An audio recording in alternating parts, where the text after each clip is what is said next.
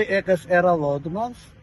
Ek is heenweg 14 en die rede wat ons vandag hier is om aan die mense te sê die Vryheidsfront is hier vir almal. Ons is vanoggend hier om die outreach te doen om die Vryheidsfront bekend te stel en ons glo aan selfbestukking. Ek is 'n kleurige party en ek is hier om van ander partye te praat, maar ons moet die mense attent maak. 'n Stem vir die PH stem en as dit 'n stem vir die ANC. Ons is hier ook om mense bewus te maak van wat werklik rondom hulle aangaan. En die enigste party wat 'n verandering gemaak is die Vryheidsfront, want ons is 'n anti-korrupsieparty, ons glo nie aan korrupsie nie. So stem vir die Vryheidsfront en stem vir 'n beter toekoms vir jou kinders.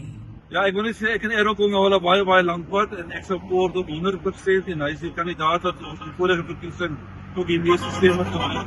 So ja, dis ons tyd. Baie dankie. Julle het Errol gehoor. Hier agter my is wijk 14, dit is Errol se wijk. Ons is vanoggend hier in Pakkelsdorp.